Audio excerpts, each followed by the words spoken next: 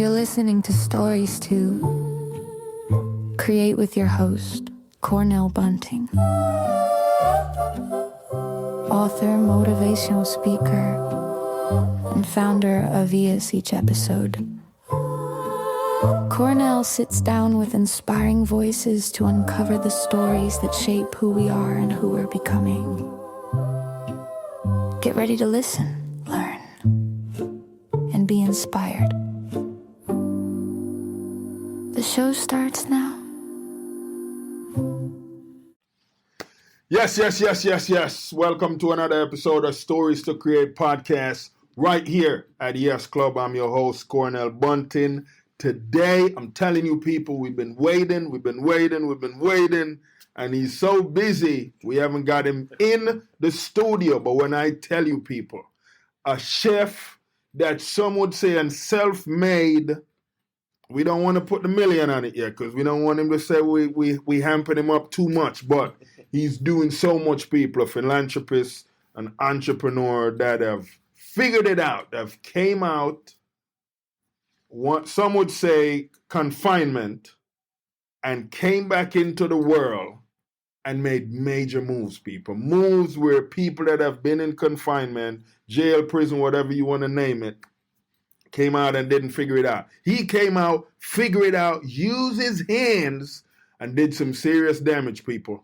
Listen, without further ado, help me welcome Chef Dro, Chef Richard Smith. Welcome to the show, sir. Thank you so much, man. I appreciate it. That was an incredible introduction. That was incredible, man. Listen, man, bro, you're incredible, man. I'm almost there. I'm nothing without God, though, man. I'm telling you now. Hey, I love that.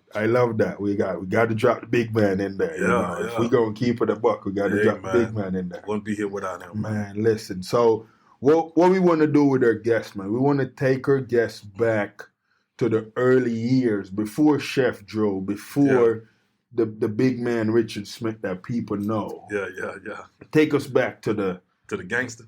Well, let's go back to the kids' years. Yeah, I was gangster then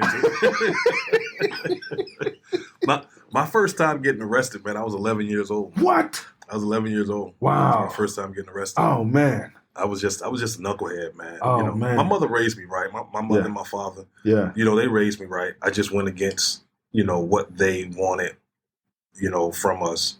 I come from a time where, you got your head bashed in when you did something wrong. Right. And it wasn't no secret, man. Right. But, my mother, she tried her best, man. But I was just determined, man, to do what I felt like doing. Where was home? Where was Fort it? Myers. It was here in Fort Myers. Right down the street. I grew up in the projects. Okay. And my mother and father. In the Dunbar community? Yeah, right here. Okay. Right next to the Stars complex. Oh, yeah. Okay. Yeah. Okay. My mother and father had three different apartments in the projects. Mm-hmm. As the family grew, right. We had to get bigger places. Yeah. So yeah, man, my back porch, my backyard at one point was basically the Stars complex and the baseball field and stuff like that. Okay. Wow. But that's where I grew up, man. Yeah, you grew up in the good projects. The good project. It was. It was. Because it's in your early years, that's when you guys are coming off the, some don't necessarily want us to touch on it too much, but the whole thing with the railroad and crossing over and all that. No.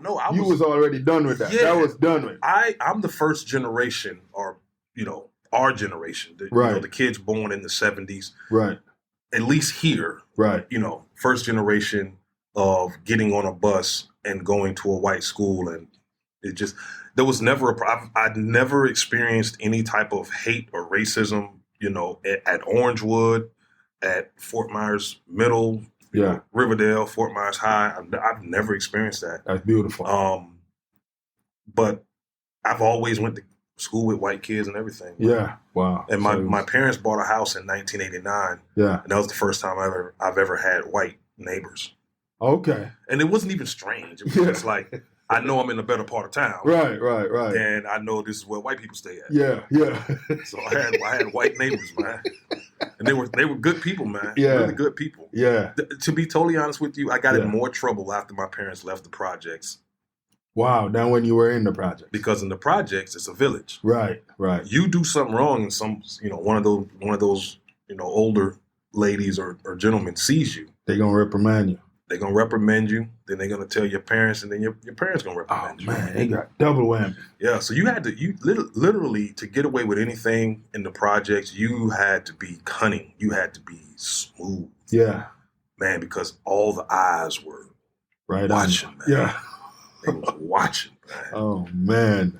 What kind of kid were you in school? Like I was always a smart kid.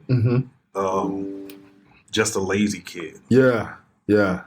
Just lazy, man. Yeah.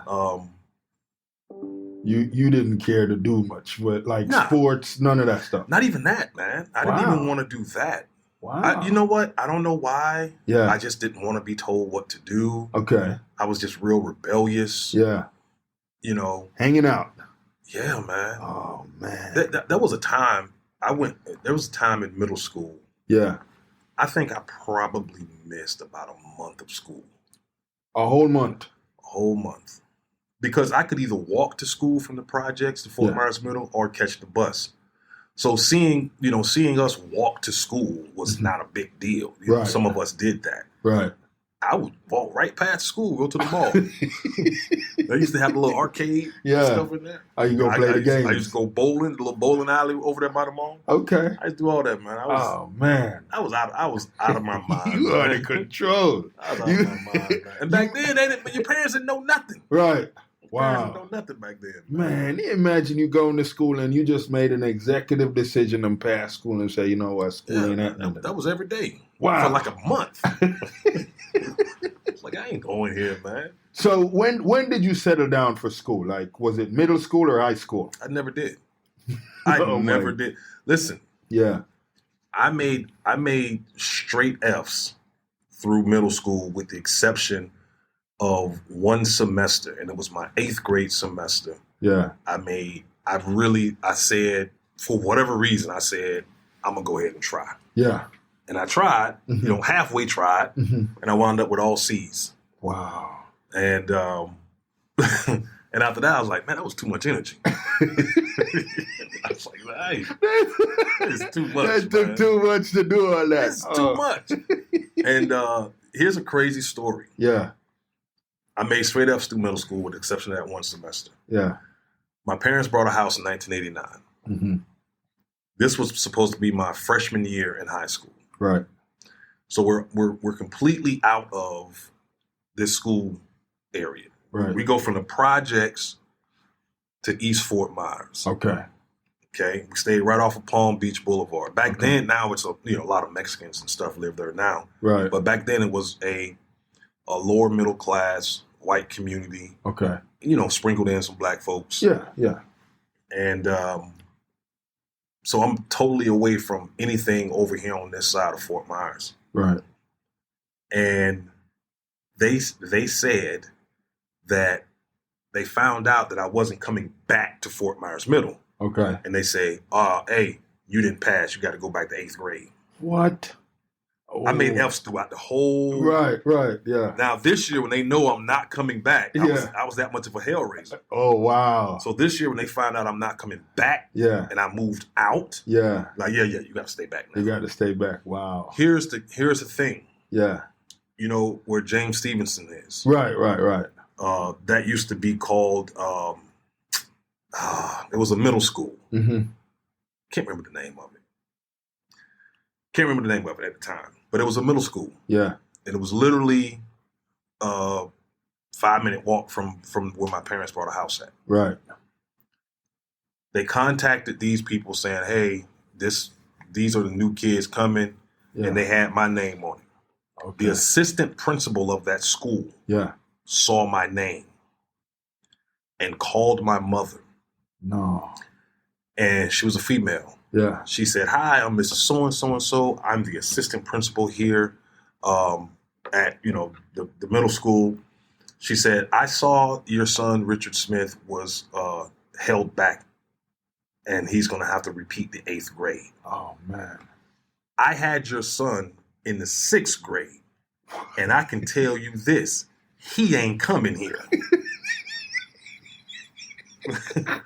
She was one of my teachers in the 6th grade. She was. She said, he ain't coming here. Wow.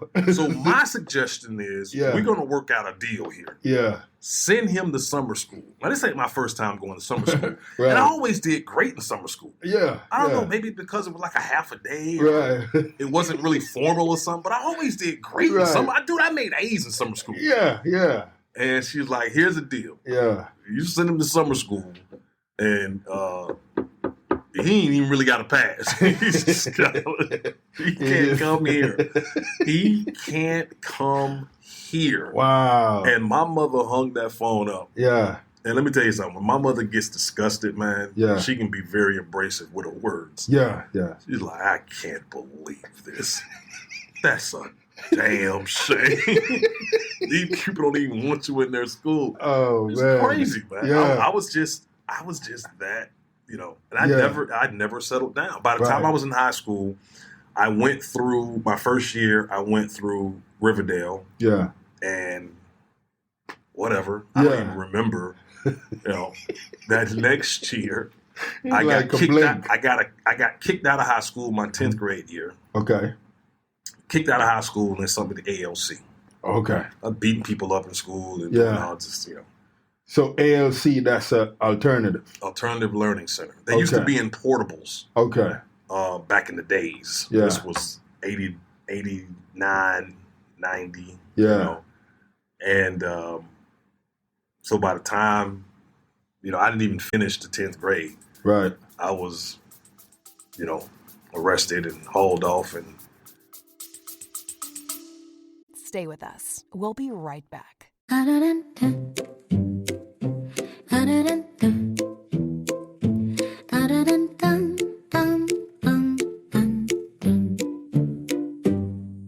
Every young person carries a story of hope, of struggle, of dreams waiting to rise. But in too many underserved communities, those stories go unheard. At ease, Inc. Everyone has a story. We believe every voice deserves a chance through mentorship, empowering programs, and storytelling workshops. We help youth discover their purpose, strengthen their mindset, and build a future they can be proud of. From classrooms in Jamaica to communities across Southwest Florida, ES is changing lives, one story at a time. but we can't do it alone. Join us, become a mentor, volunteer, donate, help us fuel the next generation of leaders, creators, and change makers. Visit ahas.org today, because when you help a young person share their story, you help them change their world.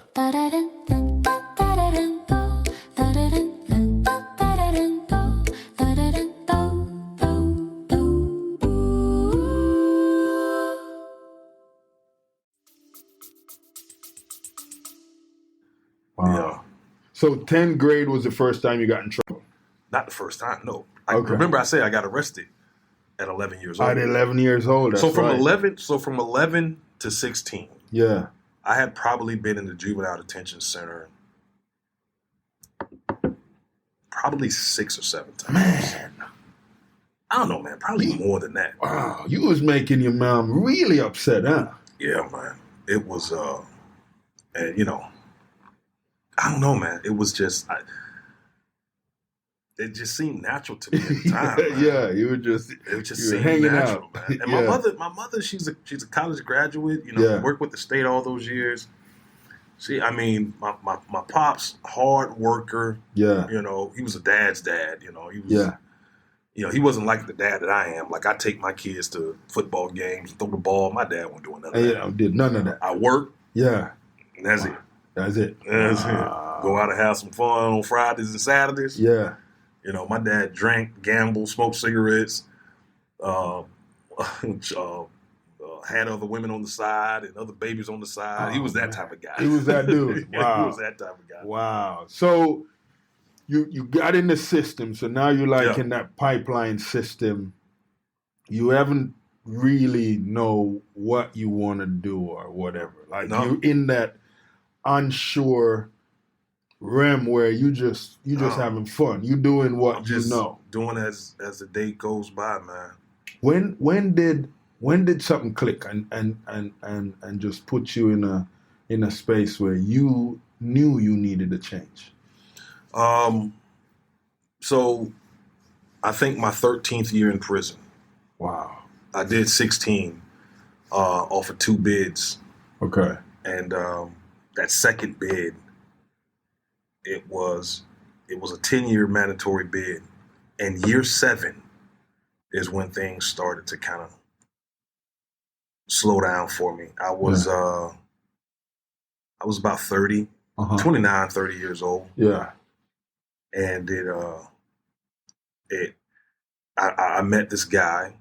I didn't meet him. Yeah. I went to the rec yard, and he was standing under the pavilion. He was preaching. Yeah. He had his Bible in his hand. He was preaching.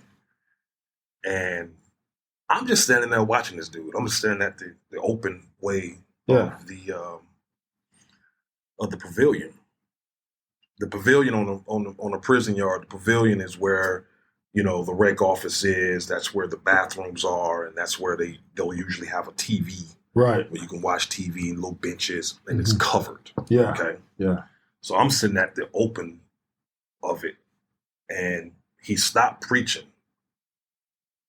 and he looked at me, and he stopped. He looked at me. He said, "Spirit of God said one day you're gonna preach the word of God." Whoa. And he went right back to preaching, and I'm like, "That's it." It was. So I just walked away. Yeah. Wow. He turned to me. Yeah. Didn't know me from any. I never met that man before. Had a conversation with that man. Right. Or anything. Yeah. And so he wound up being my spiritual father. Wow. That's awesome. So you planted a seed right then. Yeah. That you didn't realize what was happening. Yeah. I think the second time the first time I had an interaction with him after that was I was in the weight shed, and I was working out in the weight shed, and he came up to me, and he's a bigger guy. Yeah. And he came up to me trying to tell me how to work out. Oh, okay. I'm like, you don't get your big. Yeah. And from that on, man, from that, we would always meet up in the rec cage in the morning. Yeah. And it kind of became hey man, well, what's going on? Come to find out, he was a preacher on the street or whatever, and did some crazy stuff and got put up in prison. I never judged him or anything. Right. Because I understand, like most people should. Right. All the powerful men that God used in the Bible were horrible human beings. Yeah. Yeah. Murderers. Yep. Adulterers. Most definitely. Thieves. And, yeah. And he used the worst. Yeah. To do some amazing things. So I don't judge him because he was a preacher outside and did some things and got himself locked back up. Right. It's a lot of stuff we got to deal with. Yeah. Wow. What is one day you can remember in the rec yard that was a crazy day, man? You're like, yo. Dude, I can go on for days. It's a lot of days. It's a lot of days on that rec yard. So I can remember one of the sergeants, you know what? And, I'm going to say it because that's what I was feeling at the time. And I was even, I was even a man of God at the time. I was like a young Christian at the time. I was a babe is what they call it. Yeah. And I should not have thought that way. Right. But there was this sergeant, and, he had a Napoleon complex. He was short, balding. Yeah. Was in pretty good shape. Yeah. And he thought he could beat every inmate on the yard. He really thought he was that kind of dude. Yeah. He really thought that. Yeah. And one day it happened, man. Boy, they poked holes in him. Oh man. They poked holes in him, and I was ecstatic. Yeah. And I was like, good for you. Yeah.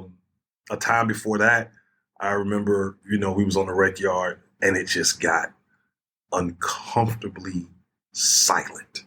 Oh. And I'm like, why is it so quiet? Yeah. So I'm looking around. Yeah, you look, yeah. My spidey senses are tingling. Yeah. Why Yeah. is it so quiet right now? Yeah. And man, the next thing you know, they had them shipped a whole bunch of dudes down from Union, which is, they call that Rayford. Yeah. That's where the electric chair is, or whatever they do now. I don't know if they do electric chairs anymore. Right. But they sent these dudes down from there because they was closing the prison and turning it into an old man prison. Okay. So all the other dudes that had been there for 10 years, 12 years, 15 years, they got comfortable. Okay. They brought them to the camp I was at. I was up in Washington. Yeah. Up in Chipley, Right. Florida. Chipley. Yeah. And it got quiet, man. And these guys were because when they got there, these guys was carrying so much property. Ooh.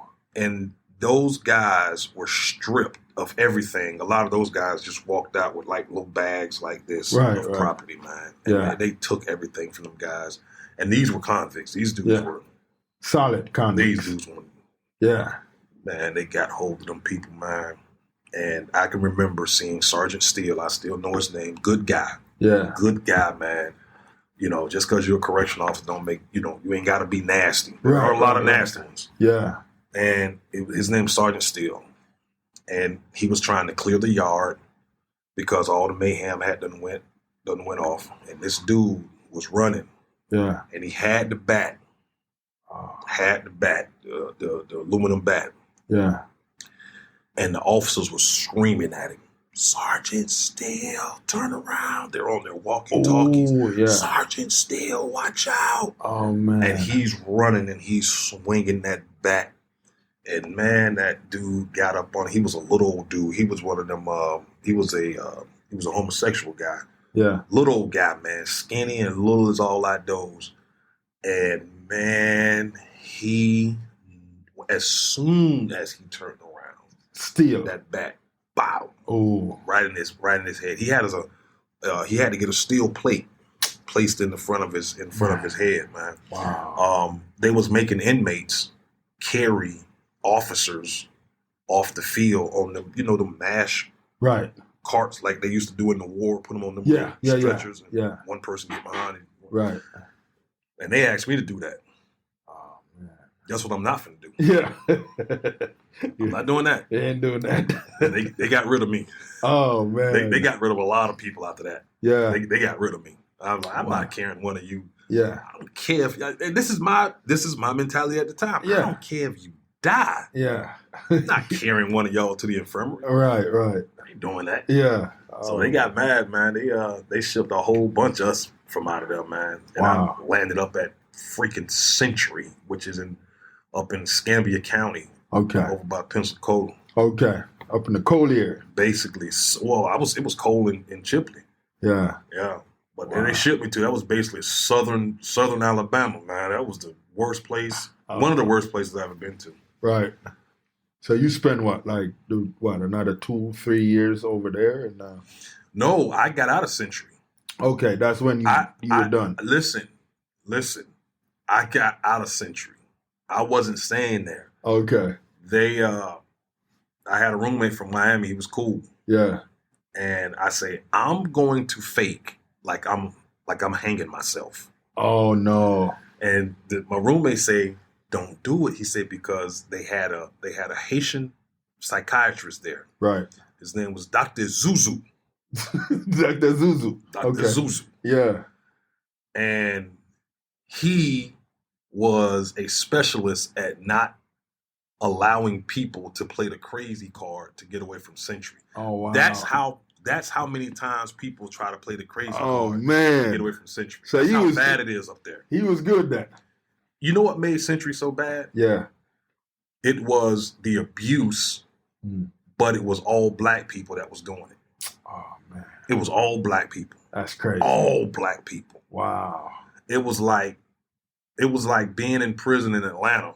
Yeah. Wow. It was sprinkled with the white people, Right. but the black people ran it. And they treat you worse than the white officers. That's crazy. So that was the thing, man, and people wanted to get away from there. The difference between me and them was I had been at Washington. Washington was a site camp. Okay. Washington was a site camp. Okay. Yeah. I know how to act crazy. Yeah. I was at Washington for like 5 years, 5 or 6 years. Yeah. So I know how to act crazy. Yeah. I know how to act crazy. Yeah. And, man, I put the thing around my neck.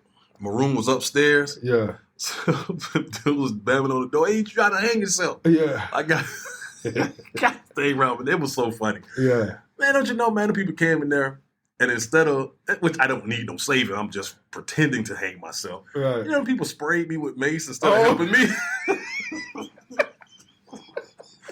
People sprayed me with mace. Man, I could have fell down and really hung myself, man. Yeah. Oh, People man. sprayed me with mace instead of helping me, man. That's how nasty that prison was, Yeah. man. Wow. And so I got off into the psych ward, and Dr. Zuzu, man, he was a trip, man. Yeah. So, you say you are hearing voices, but you've never heard voices before.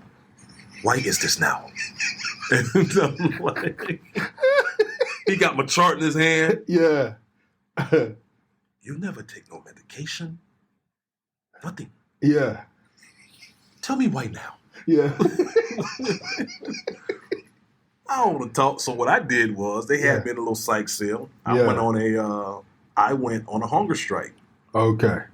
And I said, I'm not eating until y'all get me out of here. Yeah. Wow. And Dr. Zuzu wasn't having it. So then one day I started having cramps. Mm-hmm. And the nurses was like, oh, he's dehydrated. Yeah. Because he hasn't eaten. They were like, he hasn't eaten. So when the medical doctor came, when the medical doctor came, Yeah. he was like, how is he able to get to this point? Yeah.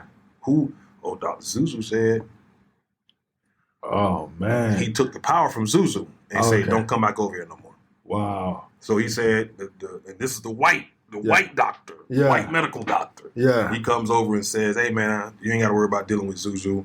What's the problem? Why aren't you eating? What's going on? So I told him, I said, I don't want to be here. Yeah. So I'm going to starve myself until I either croak in here or y'all send me away. And if y'all want me to die in here, then y'all got to answer that. Wow. So he understood. Yeah. This ain't good. Yeah. This dude dead serious. It hadn't been like 8-9 days. Oh, man. You was skinny by that time, huh? I was skinny anyway back then, man.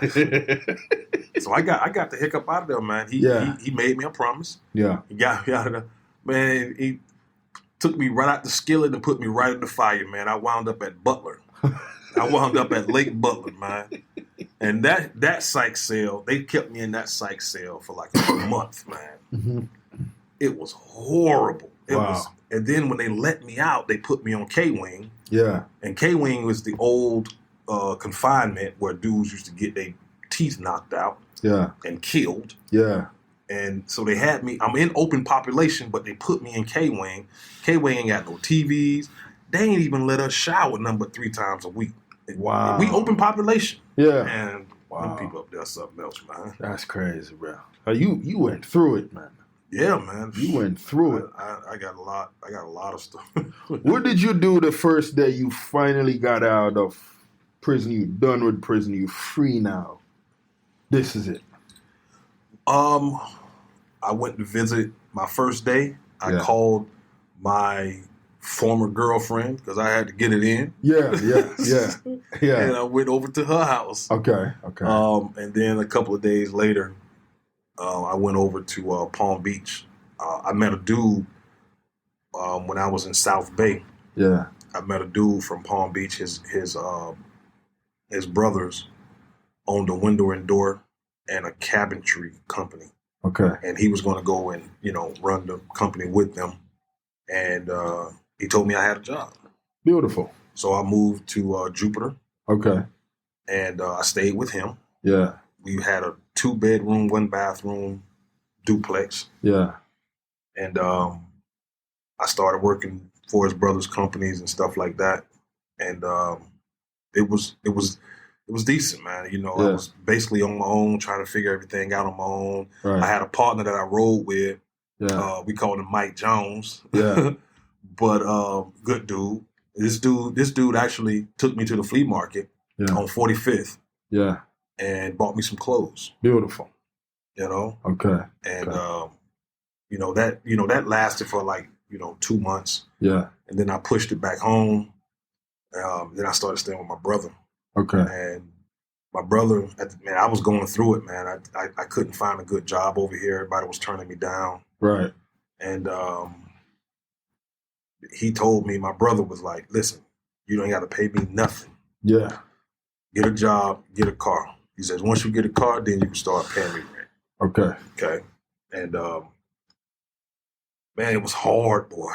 Yeah. It was hard. And I finally got on. Yeah.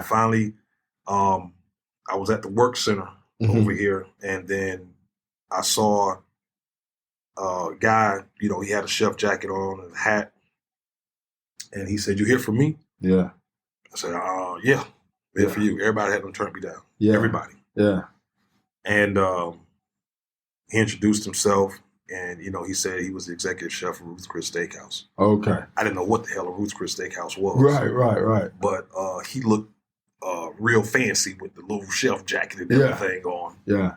And he asked me what I knew how to do. And he was like, do you know how to cook? Yeah. And I'm like, yeah. Yeah. He's like, where'd you cook at? Yeah. I said, Pizza Hut. Yeah. I ain't telling him in the prison. Right. I done learned my lesson now. I'm finna stop telling these people I done been to prison. Right, I'm trying to be right. all truthful and holy. Yeah. I need to be a little deceptive. Right. And so I didn't tell him that. Yeah. And so he was like, Pizza Hut. Yeah. Yeah. But I know how to cook. Right. And he said, I tell you what, he said, you ever serve? You ever serve tables? Yeah. I said, yeah. He said, where'd you serve it? I said, Pizza Hut. Yeah. So he said,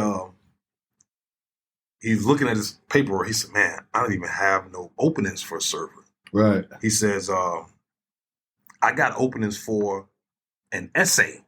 And I say, I'm thinking you're doing like a Mexican essay. Yeah. Like I said, essay. Yeah. He said, yeah. He said, that's the server assistant. Okay. I said, oh, you said S.A. I said, yeah, S.A. Yeah. I said, and what do they do? Yeah. He said, really, they just busters. Okay. I said, listen, I'm 32 years old. Yeah. I don't want to be no buster, man. What you talking about? Yeah. He said, no, it's you can work your way up to being a server. Now, I have no idea what I'm in for. Right. I've never been to a high-end restaurant in my life. I'm just coming home. Mm-hmm. It ain't even been 6 months. Right. I got out in August. This is November. Okay. No, this is October. Okay. And so I said, okay. Yeah. And reluctantly, I never answered the phone every time they called because they was just opening the store. So they was doing a lot of stuff at a hotel in like the areas they have, the little, like if you do a wedding at a hotel, they got the little rooms or whatever, banquet rooms. Banquets, yeah. So they had everybody meeting at the banquet rooms and stuff. Okay. And they would call me, telling me when to be there, and I never went. No. And I don't know why. Right. I don't know why. And I'm just going back and forth to the work center every single day. Right. Not getting anything. Yeah. And then finally I'm sitting there at the work center in front of this computer. Yeah. My phone rings again. Yeah. And it's the lady again. Yeah. Hey, just to let you know, we'll be at the restaurant on such and such and such date. Right.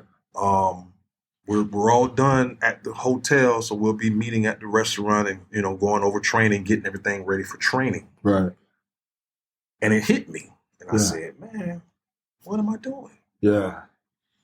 So I went into research mode. Mm-hmm. And back then, the internet wasn't as, it's 2006. You couldn't get on your phone and, get a lot of stuff. So it's still basically word of mouth stuff. And I'm asking people, what is a Ruth's Chris and what is a Coconut Point Mall? Yeah. Where's Coconut Point Mall? How do you get to Coconut Point Mall? Right. So I found out it's down 41, but don't nobody really know where it's at. Right. And I got my little passes for the bus and everything. So I think I got it. Yeah. I get on the bus. The bus takes me all the way to San Carlos. Yeah. Drops me off. I say, where's the next? What time does the next bus come to go? Oh no, this is as far as we go. Wow, the bus don't even go down It didn't there. even go down. Not at that time. Oh, man. This was Yeah. brand new. Coconut Point was brand new. Okay.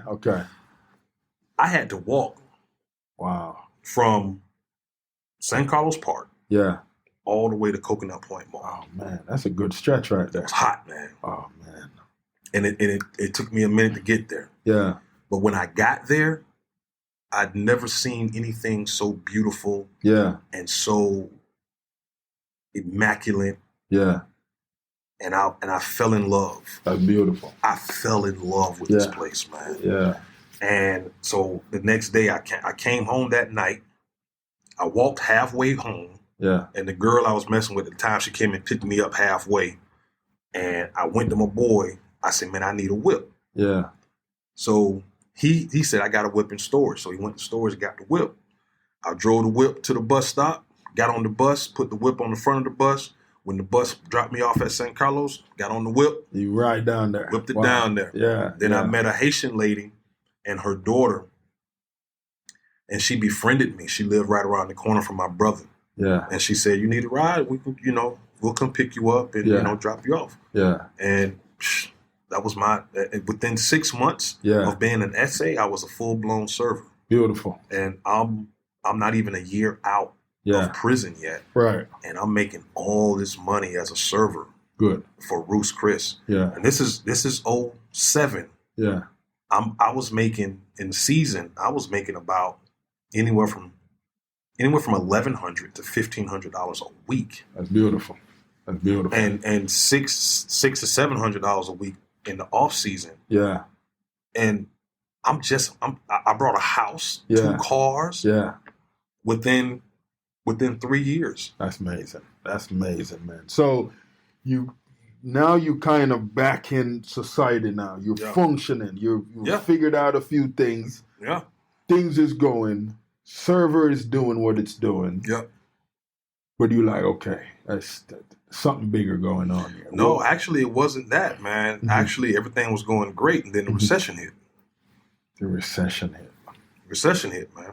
Wow. Pandemic. No, the recession. Oh, the recession. Recession. Oh, yeah. Okay.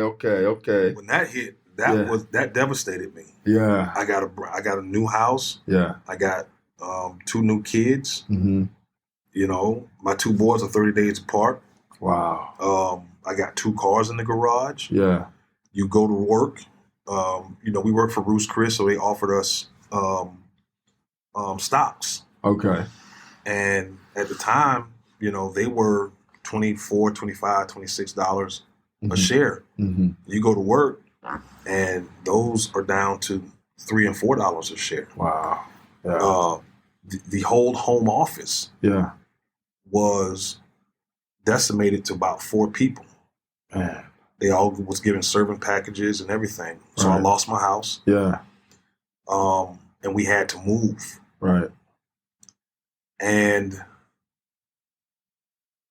I was determined Yeah. because of that. Right. And I opened up my first restaurant. Okay. I opened up a little place called Big Dro's Chicken and Waffles Okay. because I thought I knew what I was doing. Right. And it was a disaster. Oh. And I'm just talking Yeah. administratively. Right. The food was popping. Yeah. I just didn't do a lot of things right, man. Right. I didn't know what I was doing, to be Yeah. honest with you. Yeah. So during that process, I lost one of my cars, Oh man. the SUV, Yeah. came and repossessed it right out of the parking lot. Man. So now I lost a house. Yeah. I done lost a car, and now I'm losing my business. Right. I went and started selling cars Okay. because that was the only thing popping at the time. I don't know if you remember, Obama was doing a lot for the car industry. Right. So a lot of people were buying cars, and I became successful at that. Okay. And I stayed in that for about a year, Yeah. and then I went back into a good friend of mine called me and asked me for my help opening up a restaurant, and I went back into the workforce, Right. and I was determined to learn as much as I could about the restaurant business. Right. I had the food part locked. Yeah. I needed to learn about the business. Right. I needed to become a chef. Yeah. Just because you know how to cook don't mean you're a chef. That don't mean you're a chef. Yeah. A chef is an administrator. Right. And I needed to learn how to be a chef. Yeah. And so through, going through, I became, a manager, assistant manager, front of the house manager. I was grabbing because I wanted to be the general manager of a restaurant, and that was just something that I wanted to achieve.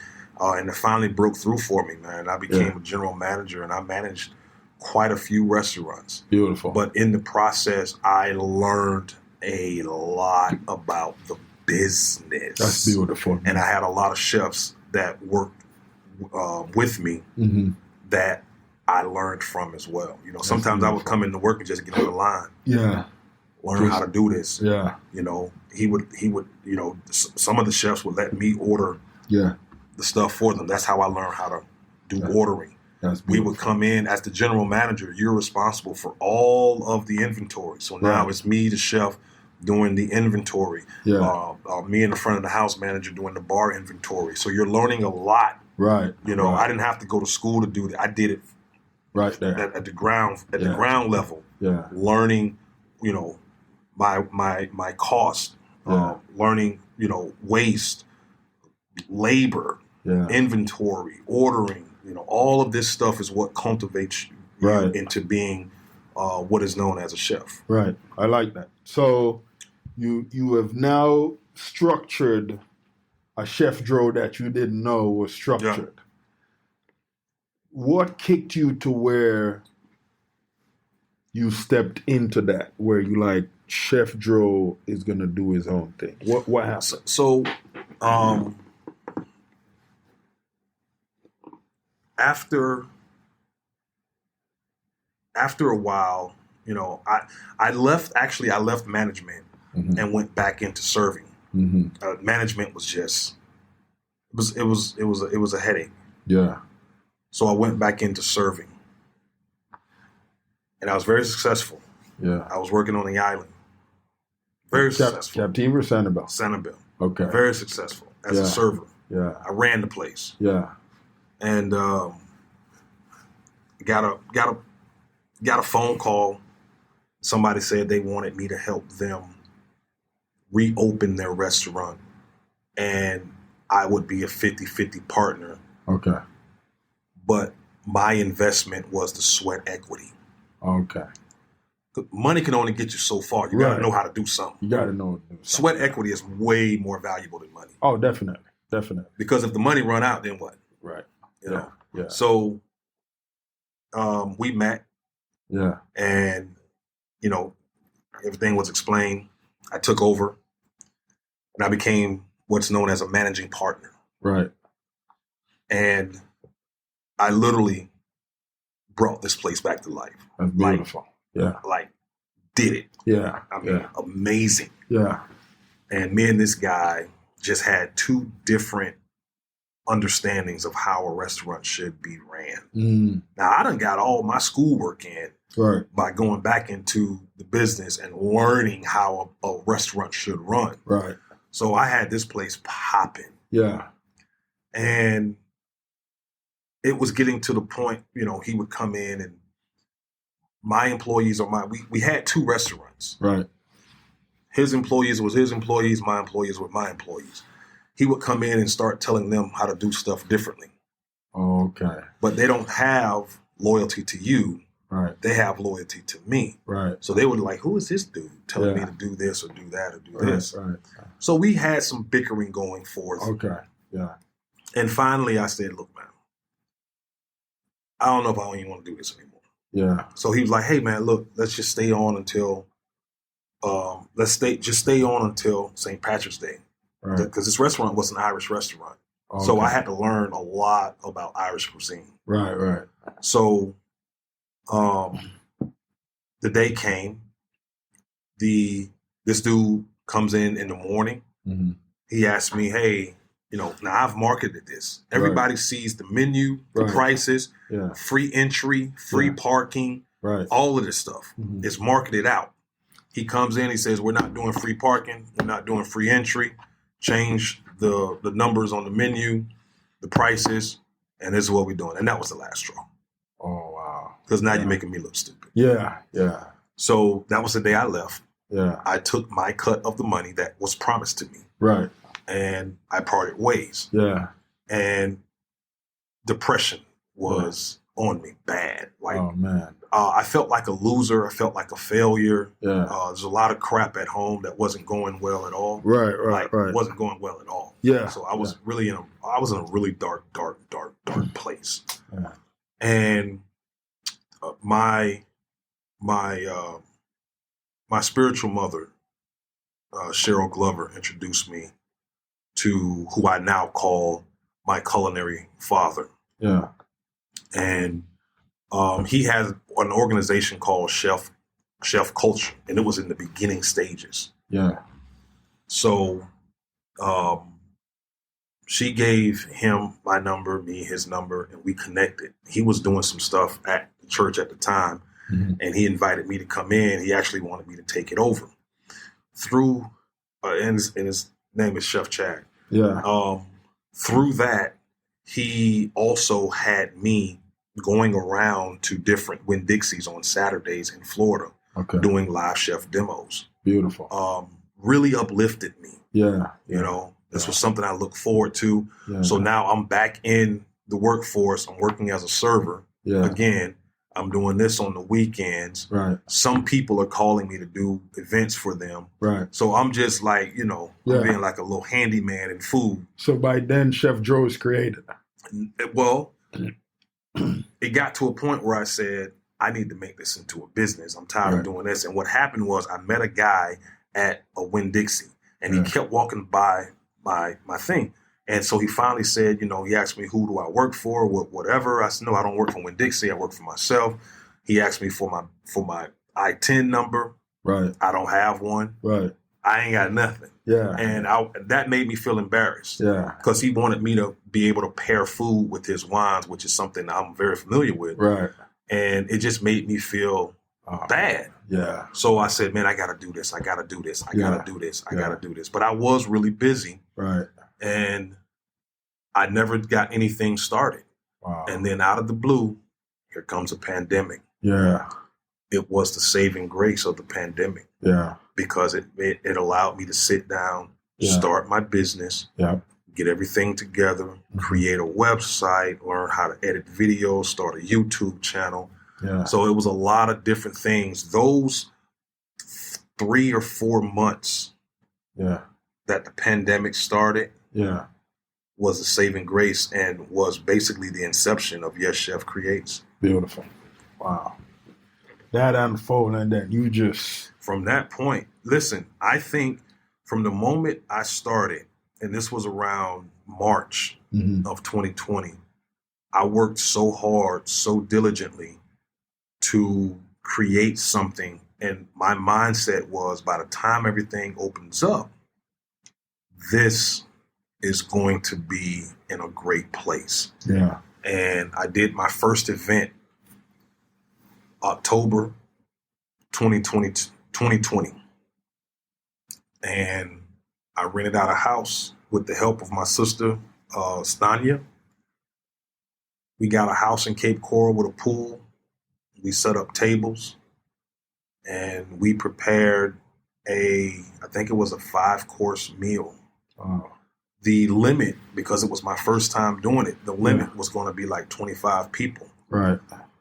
It got up to 38. I sold 38 tickets. Wow. Yeah. And that was the first one. Yeah. And it was successful. Man. That's beautiful. And from that point, that next year, 2021 came. Yeah. You know, DeSantis opened Florida all the way up. And the mother states was closed all the way down. Yeah. Them people flooded down here to Florida. Yeah. And when they didn't want to go out to eat, or when they didn't want to be around, they didn't want to put their mask on, or whatever the case may be. Right. They looked for somebody to come to them and cook. Wow. And they found me, man. I was at the top. I don't know what I did or how I did it. You got By that the grace SEO of God, popping. Yeah. it was at the top. That's beautiful. And even today, it's still, if you look up, private chefs near me or in Cape Coral or whatever, I will come up. Yeah. First, Love number that. one. Love that. Love that. So I made a lot of money in 2021. Wow, man. A lot. And then I started traveling. Yeah. People having me come up to their cities, to their states. So it became a good thing, man. You became that guy, man. You became that guy. And I've seen you in action. So it's beautiful, man. For youths, because we're coming towards the close of the show right now, for youths that are just staying in trouble, just feel like there's no hope, what would you say to them as an individual that have been through all those and have walked those paths? Is it possible? What I always say is, God ain't gonna change nobody. Right. You gotta want to change. Right. If you desire to be something better, if you desire to be something more, right, you can do it. Yeah. Because with a willingness comes opportunity. Yes. Because as long as you're not willing, you'll never see the opportunity. Right. Right. Because you're not willing. Right. But with willingness comes opportunity. Yeah. And when you make up your mind to, there's a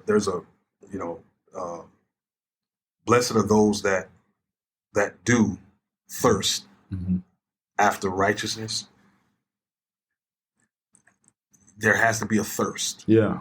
You gotta have that thirst and hunger. Yeah. You have to want it. Yeah. You gotta want it. And sometimes, you may look at yourself as somebody that, didn't do right or messed up or made some mistakes.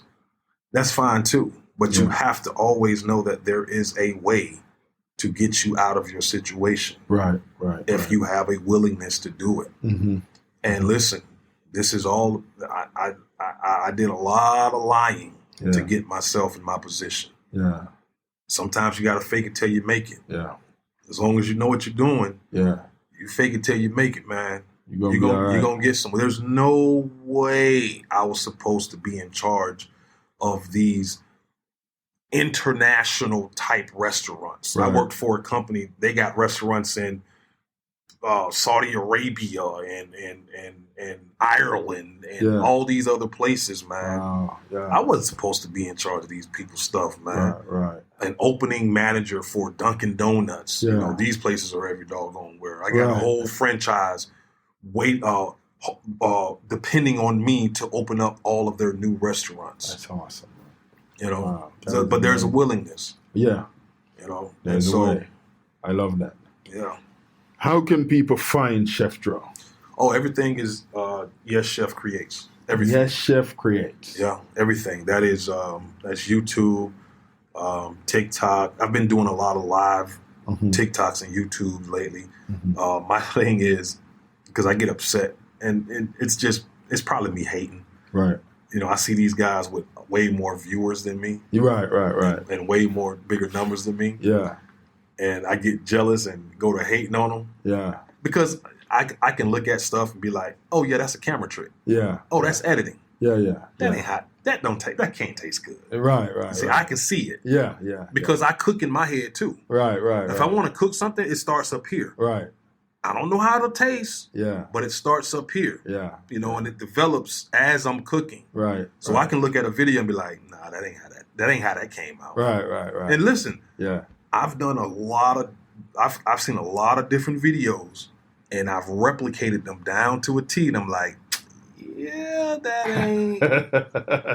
That's not how mine came out. Yeah.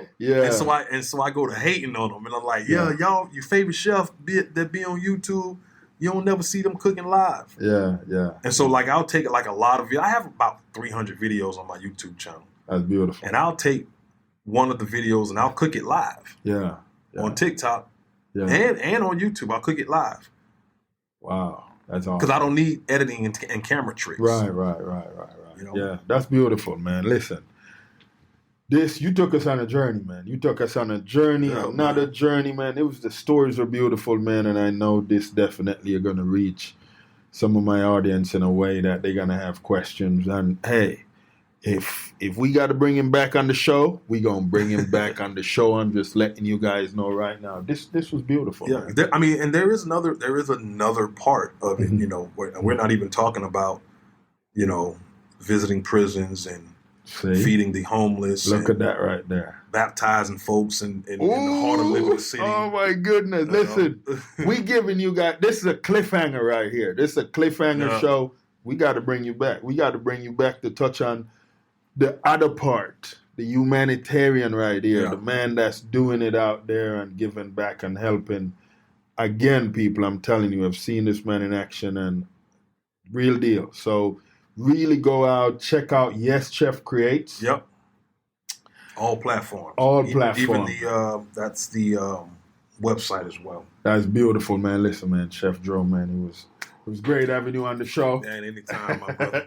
This was a beautiful vibe. Listen, you had him kept it a whole buck the whole time. That was beautiful. I just want to thank all you guys for tuning in right here, Stories to Create podcast, right here at Yas Club. Until our next episode where we have another decorative guest to bring us back to the early years and tell that tale. Thank you. That was beautiful. Thanks for tuning in and downloading this episode of Stories to Create. We appreciate you being part of this growing community of storytellers and listeners. If today's conversation inspired you, please share the show with friends, family, or anyone who could use a little motivation in their journey. A special thank you to our sponsors, EHAS Organization, Cornell Bunting LLC, and Nostril Cheese Chase for supporting the mission and making this podcast possible. To learn more about our work, upcoming projects, and how you can get involved, be sure to visit www.hissinggorge and www.cornellbunting.com. Until next time, keep creating, keep growing, and remember, your story has power.